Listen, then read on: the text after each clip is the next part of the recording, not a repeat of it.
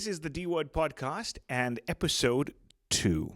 And today's conversation is something that I guess a lot of people have asked me this question over the years. Being involved in radio, I get asked this question. And even as a public figure, I get asked this question. So I felt that because this is my podcast, this is something where I can share, and this is something where we can always have reference to the topic. I just felt that this needed to be shared. So today's podcast is the misconceptions people have about a radio presenter / DJ. Now, as you know, being a radio host, which is my primary career, I've been doing this for a very long time. I started off radio when I was 15. I didn't know that this career would open so many doors. But let me just say this up front. It's not easy. People think because the job is easy that everything will happen the same way. I've known many people who started off radio as a hobby, and their career was short-lived.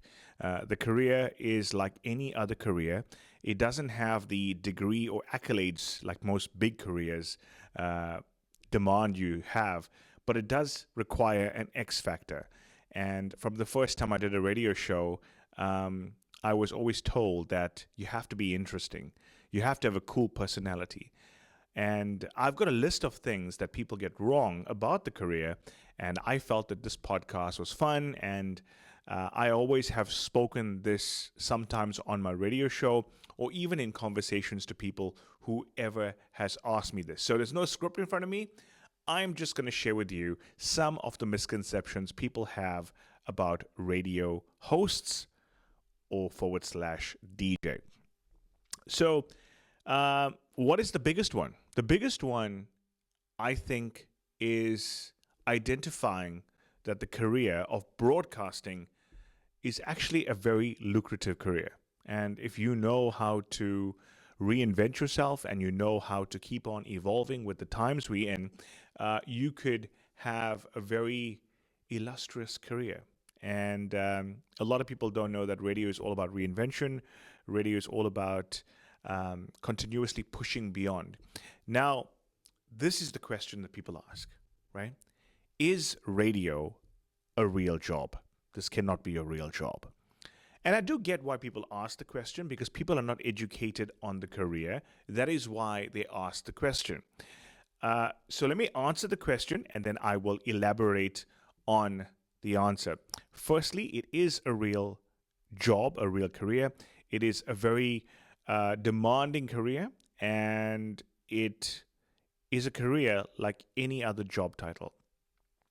But there's a reason why people also state that it is not a real job, because they think we only work for the amount of hours that you hear us on the radio. And actually, that's also not true, because you hear us for a few hours, but there's lots of work that happens behind the scenes. So, for example, I'm on radio Monday to Friday night. I don't have a producer, so I got to produce my own show. I've got to do all that before the show you listen to. And all the paperwork, all the stuff that is required is done before that.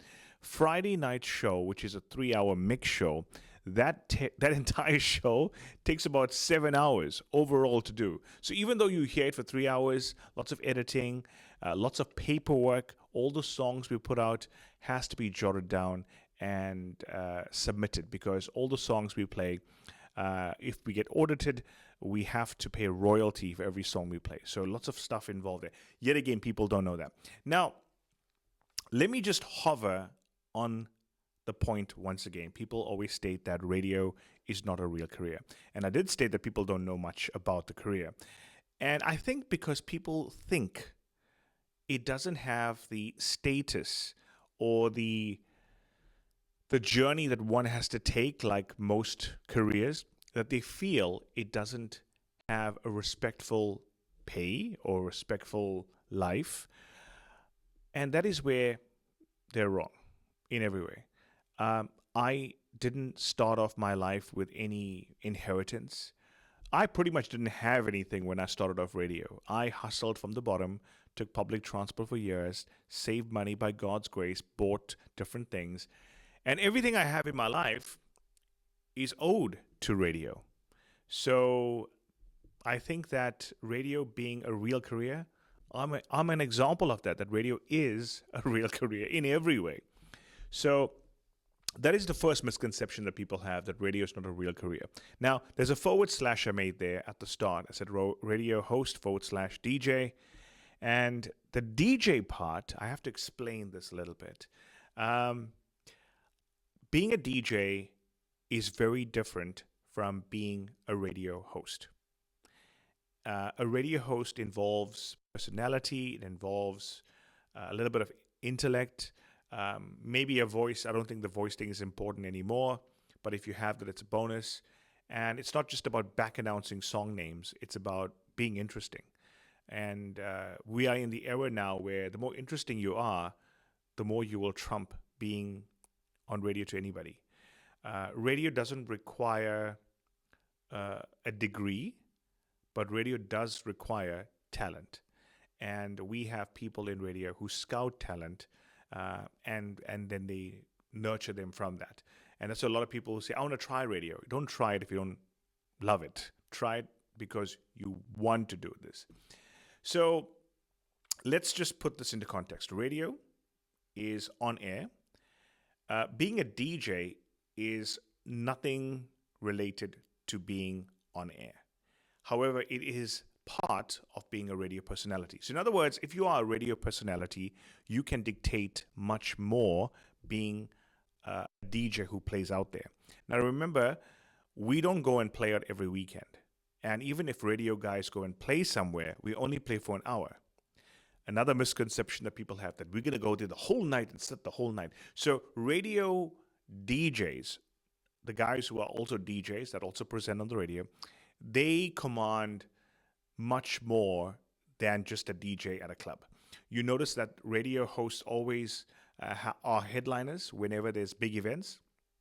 It's because, number one, you're paying a lot more money to get a radio host.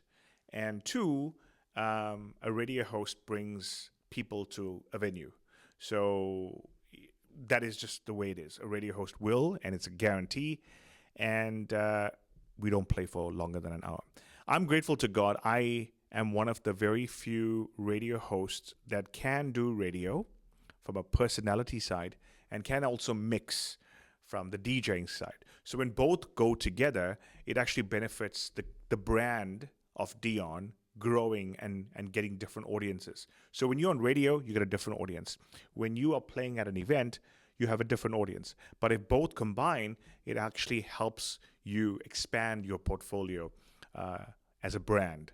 So that part of DJing is separate. Now, those are the misconceptions people have of a radio host, DJ being a real job. Now, you don't know this about me, and you're hearing it straight from me. I hardly DJ anymore. I hardly do, and it's by choice. I do only for big events, big, massive events, I will. And if I am playing somewhere, it's built on somebody seeing it, the value worth. Now, the value worth is also another misconception, because a lot of people assume that hiring a radio personality is accessible. And I'm going to tell you a true story here. I have an agency that handles my bookings, and we get tons of people who inquire, hey, we'd like to get Deon to MC, and we want him for 5 hours, 6 hours, whatever. First misconception, a radio host, time, you're charged by time. Secondly, before you're doing a wedding or a birthday, side note, educate yourself. You don't need an MC for 5 hours, an hour, hour and a half, max, right? So when you hire a radio host, a lot of people don't understand that the price point will be a lot more than somebody doing it part-time. So when they contact an agency and the agency says, this is how many zeros are there, they're like, whoa, that's expensive. It's actually not expensive. It's actually a question of affordable. I'll give you an analogy. Here's an analogy. When you want to buy a car, you go into a dealership of choice. You see the car you like. And when you want to buy it, the dealership tells you how much the car is worth because they manufacture it. Same with a radio personality. We have agencies, we have people that are in between us and you, and they dictate, excuse me for that, they dictate the price of what you would hire a radio host for. So if you want to hire a radio host to MC an event, number one, it's really not that accessible for everybody. It won't be the same as getting somebody who does it part time. And there's nothing wrong with getting somebody part time. Sometimes people want to go big and entertain their guests with somebody well known. It adds value, provided that you can afford it. It's not very expensive. It's just that it's just a price that people get shocked at. And so that's the one thing we go through. People have this misconception that getting a radio host is so attainable and the price is always questioned. The second part to that is also hiring a radio DJ.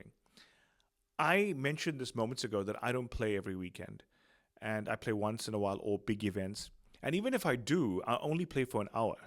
So I come in there for the main time and then I leave. Hour max, nothing more, nothing less.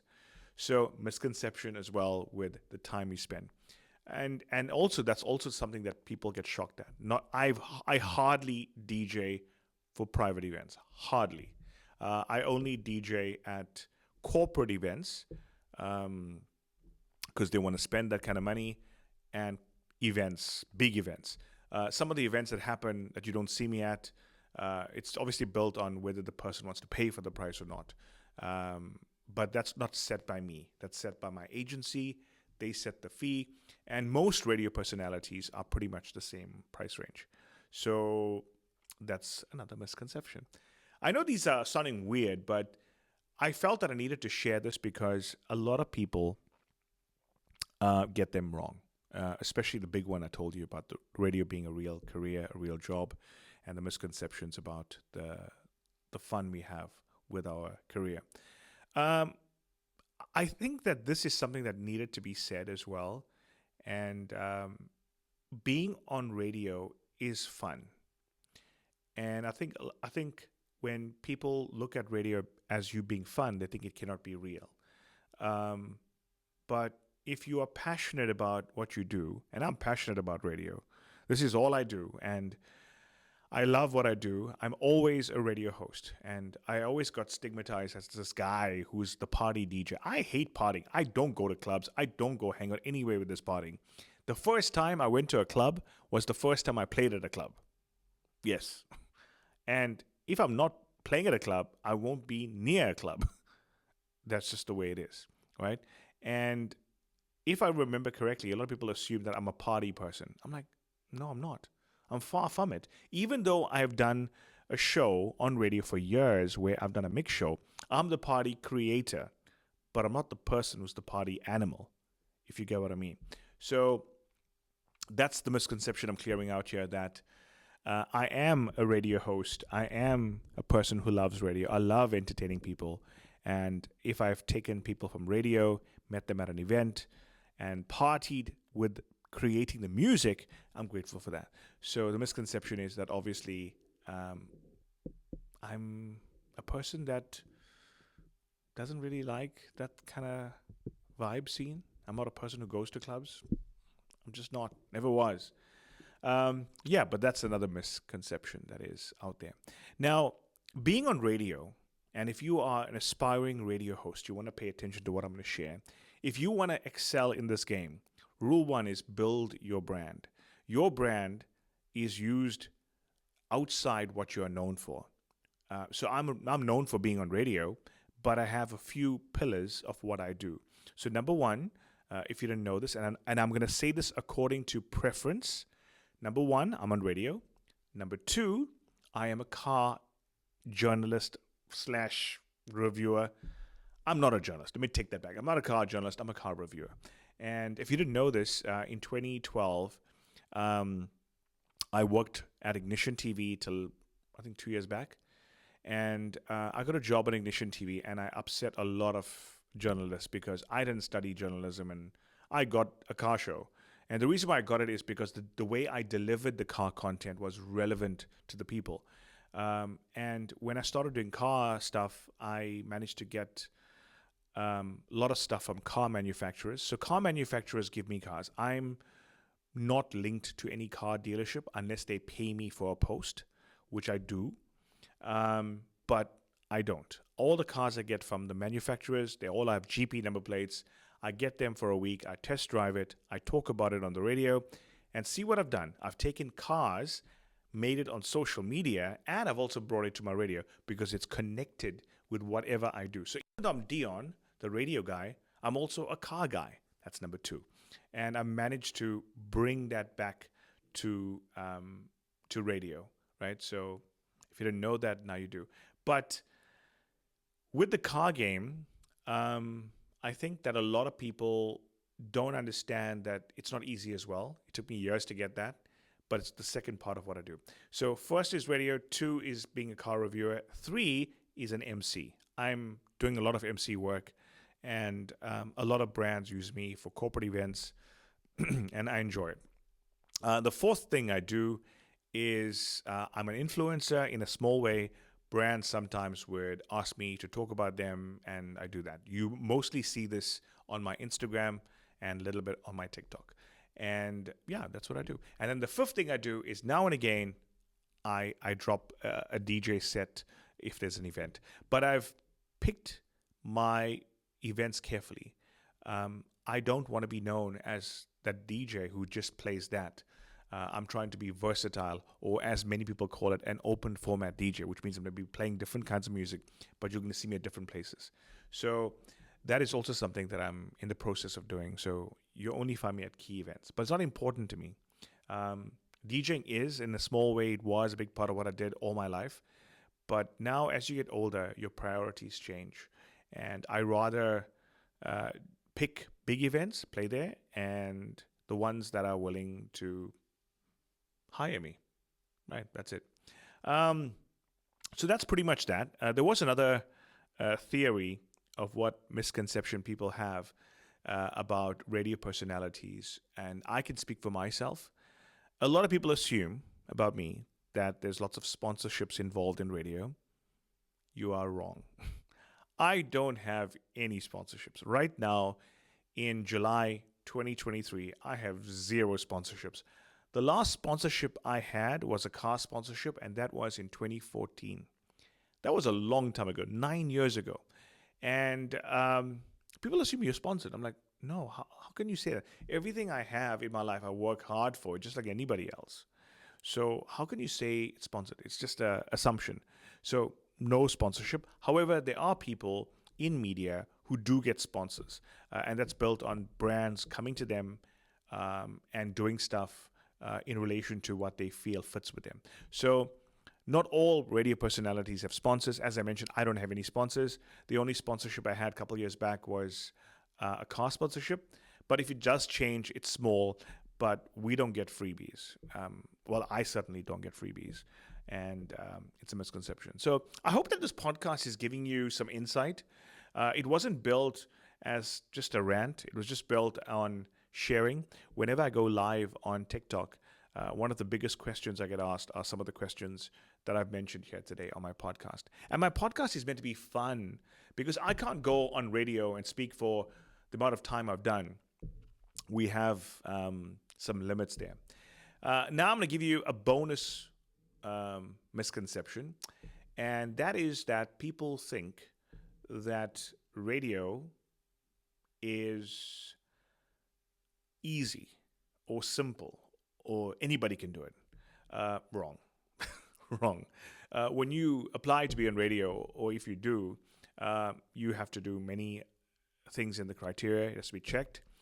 And it's not just about the voice. It's got to be about the personality. And when you do apply, there's a lot of things that goes in behind the scenes. So it depends on certain stations, what they want from a personality. And I can honestly say it's not just about the voice. It's more than that. It's the personality. How interesting are you? How well do you know what's happening around you? How well can you deliver? Can you sit by this microphone and talk sense? Hopefully I'm talking sense to you. Hopefully I am. And that builds back to radio, because when you are on radio, another bonus misconception here is that people assume that the radio guy is picking the music We don't pick the music. We have a music department that picks the music. And they pick the music for you, and that's how it's done. And I think that the only show where I get to pick the music is the mix show on a Friday. So Monday to Thursdays, I don't pick the music. The Friday one, I pick the music. But then again, people don't know that. They just think that the guy, the presenter, is doing it. Just to give you some fun analogy, this is a fun analogy if you're watching this on YouTube. If you're hearing this on Spotify or Apple or Google, check out the YouTube for this analogy. A radio host. I am now acting as if I'm doing a radio show and I'm hosting a show or radio presenting. I can't be a radio DJ unless I'm mixing. Imagine here, I'm sitting here, I'm talking on the radio. I'm the radio DJ. No, I'm the radio host, radio presenter. But some may debate me on that. But you can look up the definition of radio presenter. And DJ means you are mixing something. The only mix I'm doing on radio is the mix I do on a Friday. But pretty much I'm a radio host. You can check my IG bio for that. But when it comes to music, and since we spoke about it, people think that radio just plays music. But we play music and we have to pay for playing the music. And that is something that people just don't understand. Why are you paying for the music? Because how do you expect the music, the artist who sang and put their talent together, they have to get paid. And people don't know that. So radio stations pay for that. And that's why I tell people, support musicians, buy their music. Don't illegally bootleg it, buy it. Which brings me to my last point, which is my Mixcloud portal. My Mixcloud portal is a place where all my mixes that I do on radio and some of the stuff I do for the online community, it's available there. Many don't know this, but Mixcloud only allows you 10 free mixes, ever. If you want to add more mixes, you have to pay money for space on Mixcloud. So I've got 1,500 mixes, and I keep on adding and deleting, but pretty much you'll have 1,500 mixes, which will take you a year and a half to listen to all of them. That's how many mixes are there, right? And if you listen to one mix a day or two. And I pay a lot of money to be there. Nobody knows that. I don't get paid for mixing. Now, people say, "But why should a DJ get paid?" Let me tell you this. Would you do your job for free? Like, would you really do your job for free? You wouldn't, right? Let's be honest, you wouldn't. You wouldn't spend hours DJing or working for free. So how do you expect the DJ to mix for free? But people don't respect DJs. They feel like, no, a mix should be free. If you know of any DJs out there, support them. Don't just be that insulted person that think DJs should be doing this for free. It's their job. It's their livelihood. This is what they do. So to add to that, my Mixcloud, I pay Mixcloud to be on Mixcloud. I don't make no profit. I mix the music. I don't get paid for it. Now, when you subscribe to my Mixcloud, and this is actually the sad part, you pay $5 to Mixcloud to get access to my mixes. That $5 doesn't go to me. It goes to all the music I've used in those mixes, because it's not legal just to use music and mixes. You got to pay royalty. So I don't make money out of Mixcloud, but people still think mixes should be free. No, it's never going to be free because I'm paying so much money to put it online. And if you want to listen to it, you got to support the artist whose music is there. Forget me and me doing it for fun. That's just the bonus point. But yet again, that's the last misconception. There's many misconceptions that people have on radio personalities, /DJs. But these that I've mentioned here are some of the big ones. Now, I know this podcast was very different, and I just felt that I needed to share it with you, and I will continue sharing stories like this. These podcasts are not built to just waste time. They're built to share. And I felt that because I restarted my podcast last week, I needed to start sharing some of the things that I know many people want to know or many people get wrong. And when I have done this podcast, it's purely built for educational purposes. And I hope that you've taken something from this now. And maybe if you had assumed any of those things that I mentioned, you now have a better understanding of it. And you can fine-tune what you think of it. So respect the radio guy, respect the DJ. We in the entertainment world, and we're here to entertain you. But our job, we love it. I certainly love what I do. I've done radio for a long time, and I continue to do it because I really enjoy it. When I did my first radio show at DYR, we didn't get paid. That's how much you love it. And even now, I love it so much that I don't care about the money. I care about entertaining you. Whether I go behind the mic and speak to you, I'm doing it for you. So that's the takeaway today on the D Word podcast. And thank you for listening. And I hope that we can share more conversations. If you missed out on last week's podcast, it's labeled for you. Episode 1, I spoke on judgmental people. This is episode 2. And I'm going to be releasing episodes every Monday. And now and again, I'll release a midweek episode to keep the content flowing. And also because I deleted some of my older episodes. So I wanted to put all of them together. This has been a bit of a long podcast today, but there was just too much to share and I couldn't cut it off. And I just felt that we needed to do it. Just to give you a heads up, in weeks to come, I'm going to be talking about marriage, what you should do looking forward into marriage if you are, relationships, dealing with money, and some of the things that people don't talk about. And also some of the things that we should think about into the future, especially as we get older. There's certain things that people don't talk about, but we should. So in weeks to come, you're going to get interesting content coming through here on the D-Word podcast. Thanks for checking it out. I hope it was useful to you. If you've been watching it on YouTube, don't forget to subscribe to my channel and like the video if you want to. I know I sound like one of those vloggers now. Like the video. Or if you're watching it anywhere else, check it out, like it, share it with a friend. And make sure you subscribe to Spotify or Google Podcasts or Apple Podcasts, because pop it on your car, drive, listen to it whenever you want to. It's the coolest way to enjoy a podcast. Just remember, I'm here, I'm your friend. The name is Deon, and this has been the D-Word Podcast, Episode 2. Until next time, take care.